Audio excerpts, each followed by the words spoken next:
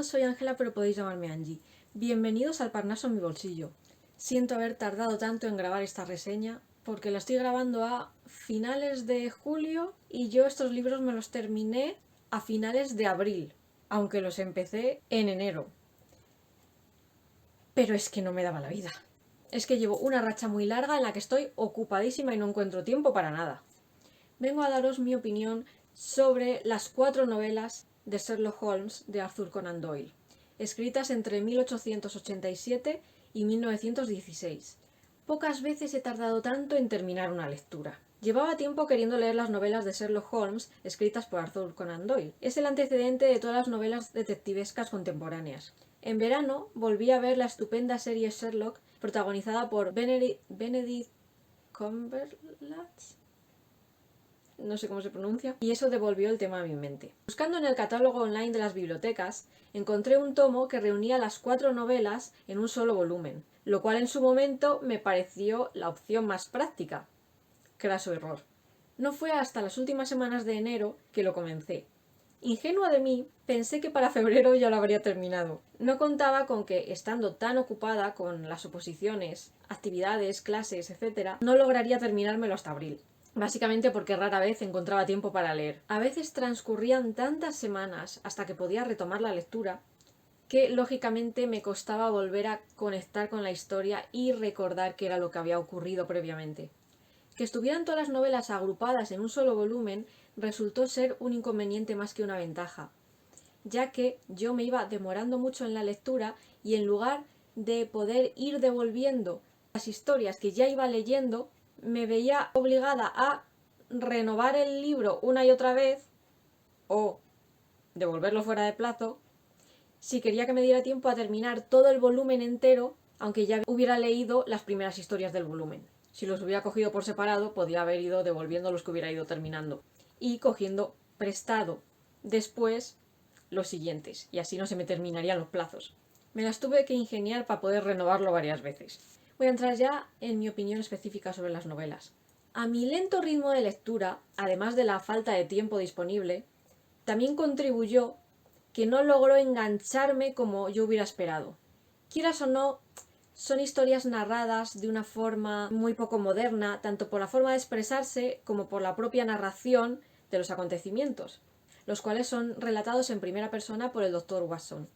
La personalidad de Sherlock no tenía nada que ver con el carismático sociópata hilarantemente borde de la serie de televisión mencionada, sino que incluso con sus particularidades, que sí que incluyen una cierta dosis de vanidad, egoísmo y desinterés por la gente, el Sherlock de los libros es mucho más normal, cortés y agradable. Evidentemente no hace tanta gracia de esta manera. La amistad de Holmes y de Watson tampoco sufre tantos vaivenes y encontronazos como en la serie. La personalidad de ambos es bastante menos fuerte en los libros, mucho más genérica y deslucida. Y también carece de tantos momentos tiernos como sí que había esporádicamente en la serie, en la que, como digo, sus caracteres están mucho más pulidos y trabajados. En comparación, los de los libros se sienten un tanto superficiales y arquetípicos. Lógicamente, Molly, uno de mis personajes favoritos de la serie, aquí no existe, puesto que en aquella época no hubiera habido una mujer forense. Mary sí que existe, pero no tiene absolutamente nada que ver con su equivalente en la serie, en la que es una auténtica femme fatal. En El signo de los 4 es la única novela en la que ella aparece, pero aunque esté indirectamente involucrada en el caso a resolver, realmente no tiene mucha importancia más allá de ser el interés amoroso de Watson. En sí, los acontecimientos, que tampoco se parecían en nada a los de la serie, carecen de garra y emoción.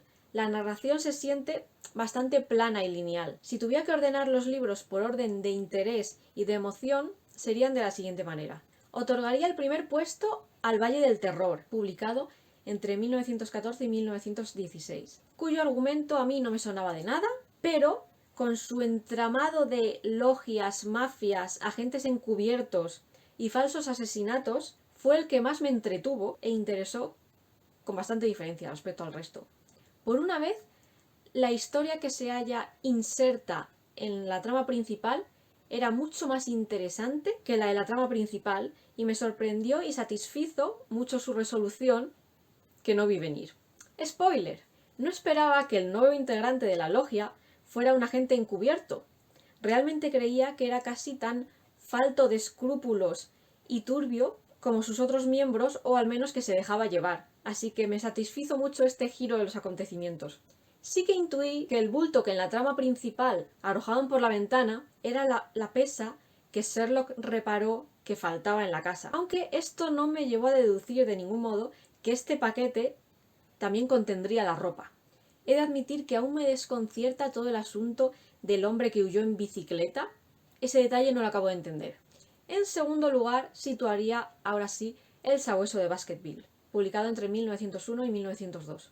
Pues tiene algún que otro giro sorpresivo de los acontecimientos y una leve emoción subyacente, aunque tampoco me parece que esté a la altura de su fama, y no deja de ser paradójico que el propio Sherlock esté tanto tiempo ausente de su obra más conocida. Spoiler: al principio yo sospeché del propio heredero de la mansión, movido por el deseo de hacerse con ella. Creo que no sospeché particularmente del entomólogo, ni de que él y su hermana fueran en realidad marido y mujer. Tampoco vi venir que la persona que sorprendió a Watson en la cabaña fuera el propio Sherlock y que él hubiera sido la silueta misteriosa que atisbó de noche alguna vez, aunque sí era raro que estuviera ausente tanto tiempo en la obra. Al final resulta que sí que existía un perro como tal, algo sobre lo cual yo albergaba grandes dudas. Pero eso no explica los alaridos o aullidos tan sobrenaturales y escalofriantes que escuchaba todo el mundo. En tercer lugar, situaría el segundo más famoso, Estudio en Escarlata, de 1887, que lo cierto es que me decepcionó bastante y no le encontré el encanto.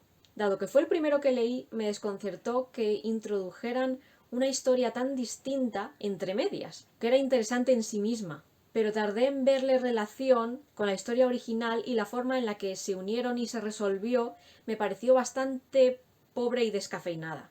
Y su vinculación con el capítulo de la serie que lleva el mismo nombre era absolutamente nula. Por último, El signo de los cuatro, de 1890, a la que no le encontré mucho interés.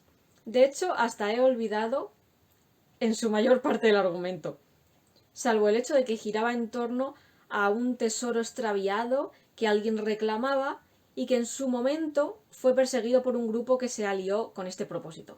En definitiva, aunque tenga cierto interés, sobre todo dos de las novelas, no alcanzo a comprender cómo este personaje llegó a ser tan icónico y reconocido a partir de estos libros, dando lugar a numerosas adaptaciones cinematográficas o televisivas, algunas de las cuales son mucho más emocionantes que las novelas originales.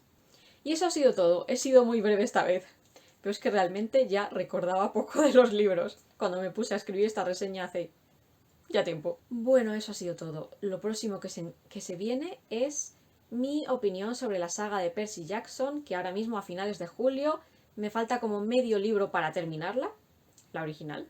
Y también me gustaría publicar algún que otro videoblog de juegos, de preguntas, en plan de pues personajes favoritos o escenas que tal, que cual. Bueno, estoy ideando cosas de esas en mi cabeza.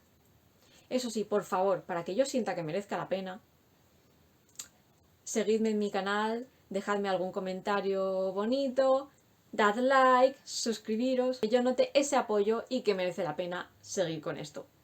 Y hasta aquí hemos llegado. Eso es todo. Nos vemos en el próximo libro.